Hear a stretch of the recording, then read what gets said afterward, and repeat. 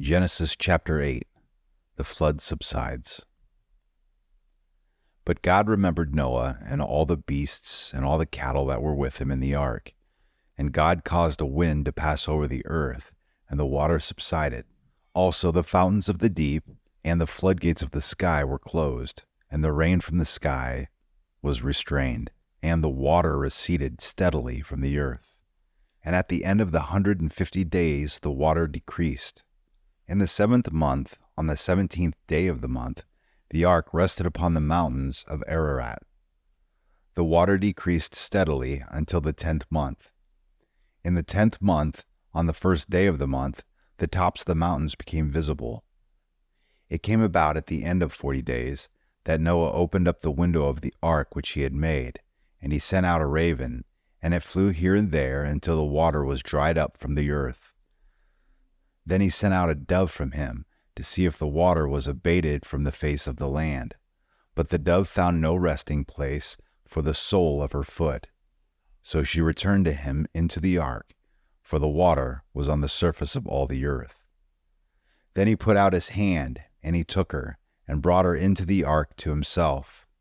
So he waited yet another 7 days, and again he sent out a dove from the ark. The dove came to him toward evening, and behold, in her beak was a freshly picked olive leaf. So Noah knew that the water was abated from the earth. Then he waited yet another 7 days, and he sent out the dove, but she did not return to him again. Now it came about in the 601st year, in the 1st month, on the 1st day of the month, the water was dried up from the earth. Then Noah removed the covering of the ark, and looked, and behold, the surface of the ground was dried up. In the 2nd month, on the 27th day of the month, the earth was dry. Then God spoke to Noah, saying, Go out of the ark, you and your wife, and your sons wives with you. Bring out with you every living thing of all flesh that is with you, birds and animals, and every creeping thing that creeps on the earth, that they may breed abundantly on the earth, and be fruitful and multiply on the earth. So Noah went out, and his sons and his wife and his sons' wives with him, every beast, every creeping thing, every bird, everything that moves on the earth, went out by their families from the ark. Then Noah built an altar to the Lord, and took of every clean animal and every clean bird, and offered burnt offerings on the altar.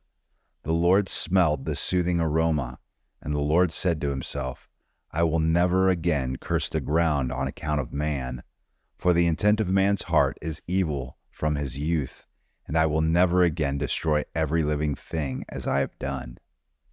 While the earth remains, seed time and harvest, and cold and heat, and summer and winter, and day and night shall not cease. Genesis chapter 9. Covenant of the Rainbow. And God blessed Noah and his sons, and said to them, Be fruitful and multiply, and fill the earth. The fear of you and the terror of you will be on every beast of the earth, and on every bird of the sky, with everything that creeps on the ground, and all the fish of the sea. Into your hand they are given. Every moving thing that is alive shall be food for you. I give all to you, as I gave the green plant. Only you shall not eat flesh with its life, that is, its blood. Surely I will require your lifeblood. From every beast I will require it, and from every man's brother I will require the life of man. Whoever sheds man's blood, by man his blood shall be shed. For in the image of God he made man. As for you, be fruitful and multiply, populate the earth abundantly, and multiply in it. Then God spoke to Noah, and to his sons with him, saying, Now behold, I myself do establish my covenant with you, and with your descendants after you, and with every living creature that is with you, the birds, the cattle, and every beast of the earth with you. Of all that comes out of the ark, even every beast of the earth, I establish my covenant with you, and all flesh shall never be again cut off by the water of the flood, neither shall there be a flood to destroy the earth. God said, This is a sign of the covenant which I am making between me and you and every living creature that is with you for all successive generations. I set my bow in the cloud, and it shall be a sign of a covenant between me and the earth. It shall come about, when I bring a cloud over the earth, that the bow will be seen in the cloud. And I will remember my covenant, which is between me and you and every living creature of all flesh. And never again shall the water become a flood to destroy all flesh. When the bow is in the cloud, then I will look upon it to remember the everlasting covenant between God and every living creature of all flesh that is on the earth. And God said to Noah, This is the sign of the covenant which I have established between me and all flesh that is on the earth. Now the sons of Noah who came out of the ark were Shem and Ham and Japheth. And Ham was the father of Canaan. These three were the sons of Noah, and from these the whole earth was populated. Then Noah began farming and planted a vineyard.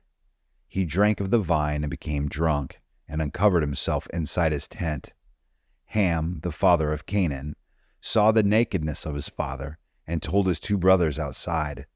But Shem and Japheth took a garment and laid it upon both their shoulders, and walked backward and covered the nakedness of their father.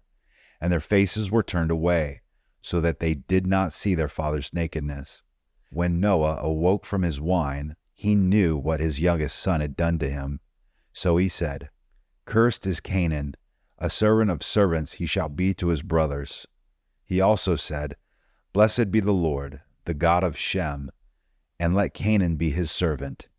May God enlarge Japheth, and let him dwell in the tents of Shem, and let Canaan be his servant. Noah lived 350 years after the flood. So all the days of Noah were 950 years, and he died. Genesis chapter 10, Descendants of Noah. Now these are the records of the generations of Shem, Ham, and Japheth, the sons of Noah, and sons were born to them after the flood. The sons of Japheth were Gomer, and Magog, and Madai, and Javan, and Tubal, and Meshesh, and Tiras. The sons of Gomer were Ashkenaz, and Riphath, and Togarmah. The sons of Javan were Elisha, and Tarshish, Kittim, and Dodanim. From these the coastlands of the nations were separated into their lands, every one according to his language, according to their families, into their nations. The sons of Ham were Cush, and Mizraim, and Put, and Canaan. The sons of Cush were Seba, and Havilah, and Sabta, and Ramah, and Sabteka, and the sons of Ramah were Sheba and Dedan. Now Cush became the father of Nimrod. He became a mighty one on the earth. He was a mighty hunter before the Lord. Therefore it is said, like Nimrod, a mighty hunter before the Lord. The beginning of his kingdom was Babel, and Erech, and Akkad, and Calneh, in the land of Shinar.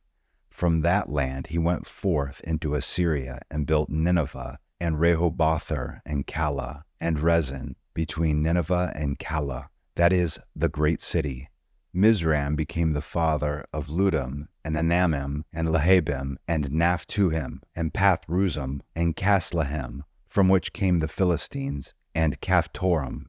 Canaan became the father of Sidon, his firstborn, and Heth, and the Jebusite, and the Amorite, and the Girgashite, and the Hivite, and the Archite, and the Sinite, and the Arvadite, and the Zemarite, and the Hamathite, and afterward the families of the Canaanite were spread abroad. The territory of the Canaanite extended from Sidon as you go towards Gerar, as far as Gaza, as you go towards Sodom and Gomorrah, and Admah and Zeboim, as far as Lasha.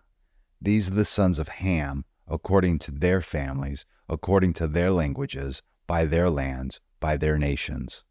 Also to Shem, the father of all the children of Eber, and the older brother of Japheth, children were born.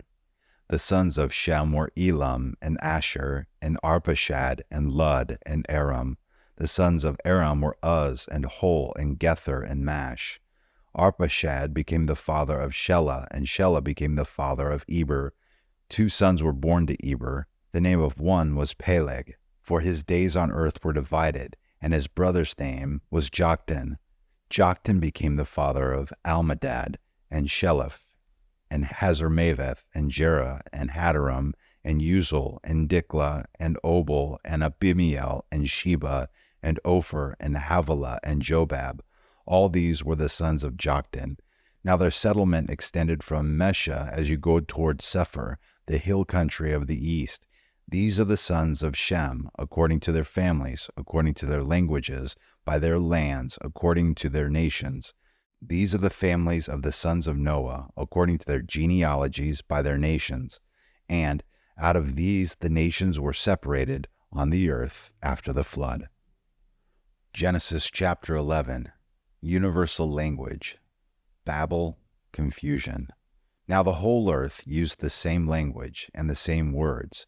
It came about, as they journeyed east, that they found a plain in the land of Shinar, and settled there. They said to one another, "Come, let us make bricks and burn them thoroughly." And they used brick for stone, and they used tar for mortar. They said, "Come, let us build for ourselves a city, and a tower whose top will reach into the heaven. And let us make for ourselves a name, otherwise we will be scattered abroad over the face of the whole earth." The Lord came down to see the city and the tower which the sons of men had built.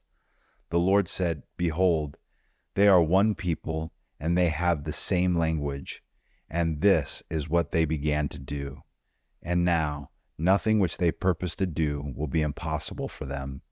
Come, let us go down, and there confuse their language, so that they will not understand one another's speech." So the Lord scattered them abroad from there over the face of the whole earth, and they stopped building the city. Therefore its name was called Babel, because the Lord confused the language of the whole earth, and from there the Lord scattered them abroad over the face of the whole earth. These are the records of the generations of Shem. Shem was 100 years old, and became the father of Arpachshad 2 years after the flood. And Shem lived 500 years after he became the father of Arpachshad, and he had other sons and daughters. Arpachshad lived 35 years and became the father of Shelah, and Arpachshad lived 403 years after he became the father of Shelah, and he had other sons and daughters. Shelah lived 30 years and became the father of Eber, and Shelah lived 403 years after he became the father of Eber, and he had other sons and daughters. Eber lived 34 years and became the father of Peleg, and Eber lived 430 years after he became the father of Peleg, and he had other sons and daughters. Peleg lived 30 years and became the father of Reu, and Peleg lived 209 years after he became the father of Reu, and he had other sons and daughters. Reu lived 32 years and became the father of Serug, and Reu lived 207 years after he became the father of Serug, and he had other sons and daughters. Serug lived 30 years and became the father of Nahor, and Serug lived 200 years after he became the father of Nahor, and he had other sons and daughters. Nahor lived 29 years and became the father of Terah, and Nahor lived 119 years after he became the father of Terah, and he had other sons and daughters. Terah lived 70 years and became the father of Abram, Nahor, and Haran. Now these are the records of the generations of Terah. Terah became the father of Abram, Nahor, and Haran became the father of Lot. Haran died in the presence of his father Terah in the land of his birth, in Ur of the Chaldeans. Abram and Nahor took wives for themselves. The name of Abram's wife was Sarai, and the name of Nahor's wife was Milcah, the daughter of Haran, the father of Milcah and Iscah. Sarai was barren, she had no child. Terah took Abram his son, and Lot the son of Haran, his grandson, and Sarai his daughter-in-law, his son Abram's wife, and they went out together from Ur of the Chaldeans in order to enter the land of Canaan, and they went as far as Haran and settled there. The days of Terah were 205 years, and Terah died in Haran.